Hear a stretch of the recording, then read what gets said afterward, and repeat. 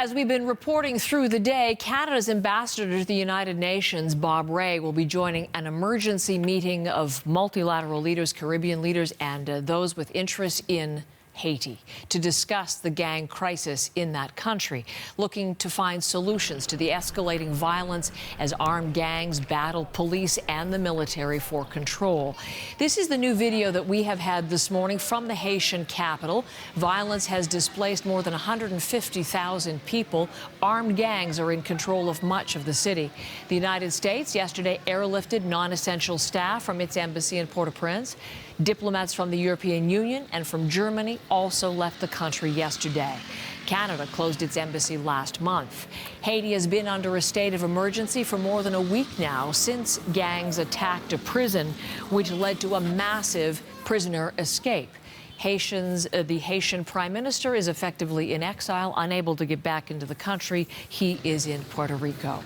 All of that by way of backdrop to a conversation this morning with Canada's ambassador to the United Nations. Bob Rae is in Kingston, Jamaica, ahead of the meeting set to begin this afternoon. Ambassador Rae, we're always pleased to have time with you. Thank you for speaking with me again today. Thank you, Heather. I was showing those pictures and giving the details that I have as far as the latest on the situation on the ground in Haiti. And I know it's been a dangerous situation for some time, but it has worsened of late. What is the latest information you are hearing in terms of the violence and chaos, sir? Well, first of all, just one factual connection. Canada has not closed its embassy. We're still operating, and we will. I can't say, but we'll continue to operate as long as it's possible for us to operate. But Ambassador Giroux is there, and he's doing a terrific job, and he's very much involved in all of our conversations about the situation on the ground. Well, the real problem right now is the port is closed and the airport is closed. So those two things make it very difficult to get assistance, supplies, and food in.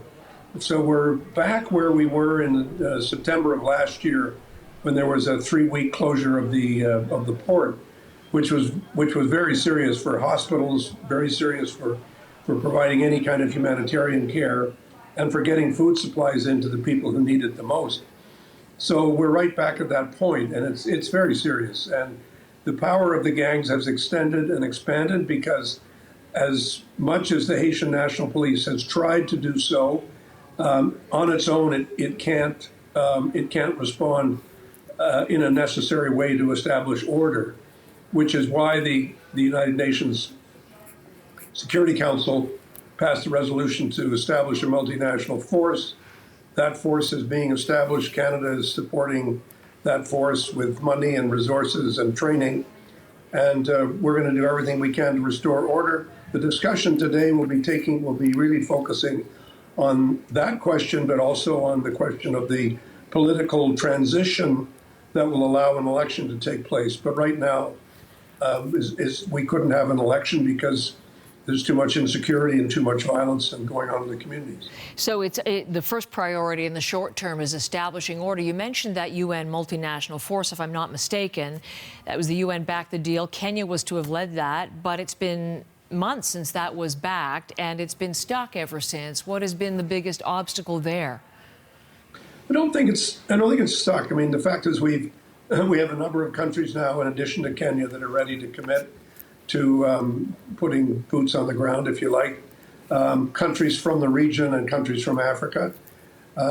We felt very strongly that it was important that this not be seen as a northern intervention from Canada and the United States. We're supporting it financially, logistically. There's been some legal issues in Kenya, but we're working through those, and we're trying to expand the number of countries that are going to commit. So we've got to get that moving. I don't think it's fair to say it's been stuck. Canada, for example, has focused all of its efforts on training the Haitian National Police and providing additional training to the leadership of the police, as well as supplying them with the necessary equipment to meet the gangs. The gangs are very well armed, and most their guns come from the United States. And we've got to stop the flow of weapons into the country, and we've got to increase the ability of the national police to be able to control things. And is that where you see Canada's role in all of this? I know you've been speaking publicly just in the last few hours about not calling for Canadian boots on the ground. If we go back decades, Canadian Armed Forces certainly did have boots on the ground at about a dozen operations in Haiti over the years, but you have to go back a number of decades. What do you see right now as you join that table? What would you be in a position to offer additionally to Haiti right now? Well, I mean, I think the discussion is really focusing on what is the combined effort that's required. Canada will be part of any combined effort. It's just that we're not sending troops.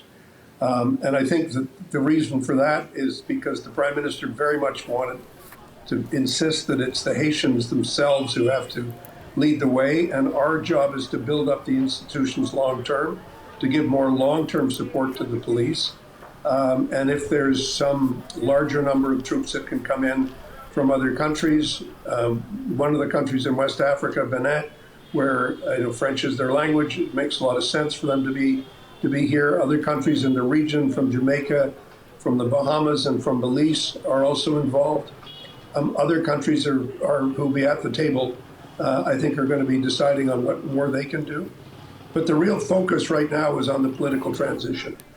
We have to get a consensus among the political parties and civil society as to how to move forward to build a transitional team that will then take the country towards an election. And that has to have greater legitimacy than the current situation, where the Prime Minister simply, right now, Mr. Henry, can't get back into the country.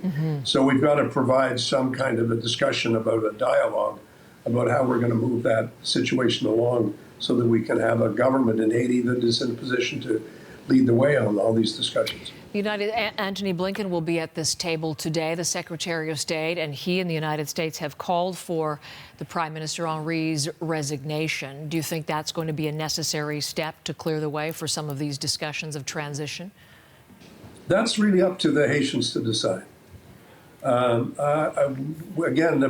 Mr. Trudeau has been very clear, and I'm hoping he'll be able to join us virtually this afternoon in the conversation. But he's always been very clear that the decisions about who's on the council, how the council will work, who will become the Prime Minister, how will the Prime Minister be chosen on a transitional basis, those are things that have to be settled by the Haitians themselves.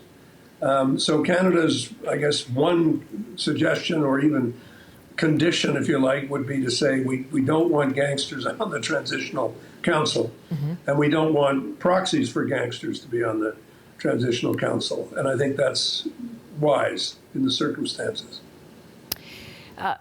You are remaining very closely involved in this issue, and I hope we can have another conversation over what is an ongoing situation. You've been involved with this file for years now, Ambassador, and more conversations ahead, maybe after the discussions today. But I appreciate your looking ahead to those with me, as always. Yes, sure. Glad to do so. Canada's Ambassador to the United Nations, Bob Rae from Kingston, Jamaica, again.